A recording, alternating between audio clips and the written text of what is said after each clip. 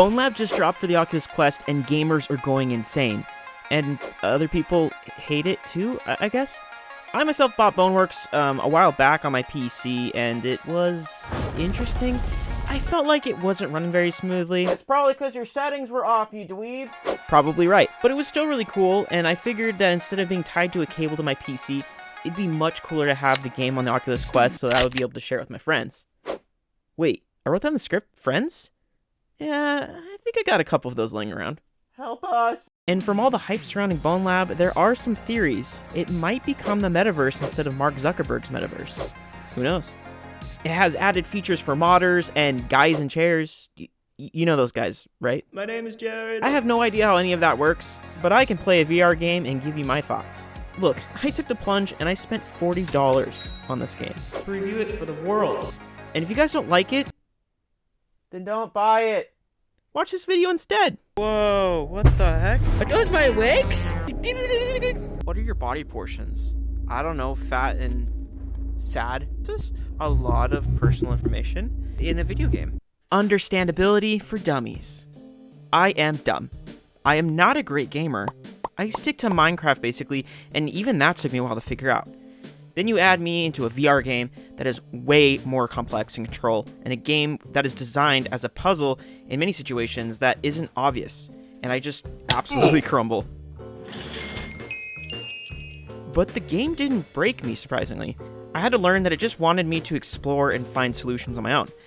I can do that. I'm a good explorer. I know every inch of my backyard. What's that? So finding solutions in-game in this way wasn't too hard, but maybe compared to other typical video game designs, this way of gameplay isn't ideal. But then again, VR is a whole other world when compared to normal video games in my opinion. I'll get into that later though. The jankiness and physics. VR in general is in its early stages of getting way better, but it still has its issues, optimizing games to render in 3D space and having to render physical interactions, and all this leads to some jankiness in the gameplay. Say what you will, but I kind of find it endearing. I mean, it is kind of annoying to try and climb something and your legs just get stuck for no reason, but honestly, it makes it more fun to me, because it doesn't work in a normal way I'd expect. Yeah, I'd like to get that fixed just like everyone else, but it does make it fun to see how my hands will interact with objects.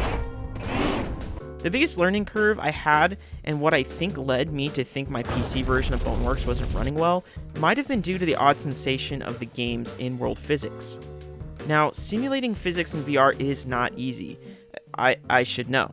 There are heavy objects and light objects, and as of right now, developers can't accurately make you feel that weight in the physical world while playing their game. So what ends up happening is, the only way I can describe it is this sort of lagging feeling. As you try to lift or move things around, your controllers and hands move to one position in real life because there's no resistance, and in game, your hands or body interact with the weight of an object, and they're not in the same position. This is odd at first, but with the difficult task of this idea of physics, I think they did the best that they could as of right now to make this whole thing work. So I have gotten more used to it, but it is jarring at first. With VR's limitations, people can tend to blame the game instead of realizing it's actually just the fact that these things are almost impossible to replicate without some insane rig that would definitely not fit in your house. Somebody help. So the compromise is something I think people should be aware of before expecting Bonelab to be a perfectly realistic feeling physics game. But overall, I really think it was done as best as it can be for the time being. Okay, the music is good. When you're in VR, it's meant to be immersive, and the music in this game handles that super well. It's thematic, but it also fits the atmosphere with spatial awareness in mind. Wow, did I write that? Wow, that was just a plain, beautiful, poetic type sentence right there. Anyway, at one point, the music was hitting so good for me while I was hunting down enemies that I just started dancing. It was just good. Nausea and sweat level. Now for me, VR can become uncomfortable if you play for more than like 10 minutes. I've tried fixing this problem by getting a new head strap. I highly recommend doing this immediately and ditching that one that comes with the Oculus Quest. But even then, my head shape is kind of weird. And I have to use a washcloth that I place between my head and my headset to make it fit just right. But everyone's head is shaped differently. So with that being said, this game requires hours of gameplay, but for me I found moving around this game for about 40 minutes to an hour starts to make me feel kind of nauseated, which is odd since most games never make me feel that way. I think it's just how you move in game, but honestly after that long, you might be sweating in your headset if you're anything like me. So you're going to want to take a break anyway. But honestly, nothing too bad here, I just wanted to mention it in case you also sweat a lot like I do. It's a small detail to take into account, and I give this game a 4 out of 10 on my sweatability scale. I should not have made this scale. This is disgusting. Fear level. Is it scary? Well, that answer is subjective.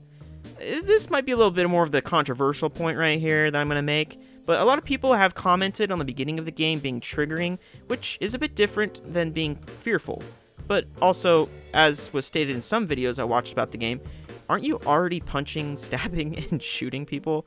I don't know. It's all virtual, but VR is meant to be immersive. And if you aren't used to it and jump right into a game that has people attacking you and face-hugging VR headsets with legs going for your head, it's gonna be quite disorienting and jarring. But as long as you get used to your life being in jeopardy, at least virtually, then you're fine. I'm not the best gamer. I don't play very often, honestly, and when I do, I play games that are mostly open world, like Legend of Zelda Breath of the Wild, and Minecraft, mostly. So for a game to get anywhere near close to Ready Player One status, Bonelab is pretty cool. And for right now, with the limitations, it definitely gains my attention. VR gaming is different than normal gameplay.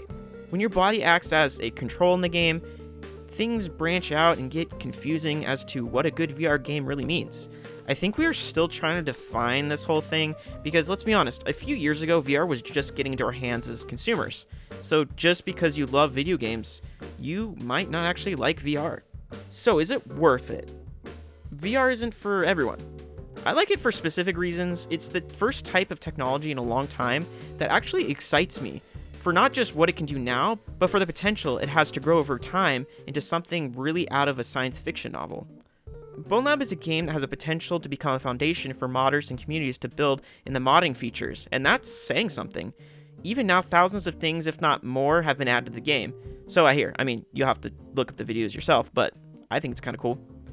And we just scratched the surface with it all. This is relatively new technology, and we have a long way to go, but Bonelab is a cool game to experience to get a taste of what it could be like, even with the jank. And honestly, if you buy a game on the Oculus and you're under like 2 hours of playtime in the game and you don't like it, there is a return policy. So maybe just buy it and return it to just see what it's like without the commitment. What are the moral implications of this loophole? I don't know, but it's something to consider because $40 is a lot for a game you might not like. But most games on consoles nowadays cost $60. So maybe it's a really good deal if you think about it that way. I like it, but it's up to you to decide, really. I mean, I ain't your dad. I ain't tell you what to do. But do let me know your thoughts on Bonelab or just VR in general in the comments section. Yeah, that's kind of it. So subscribe while I just float into the VR void. Thanks for watching.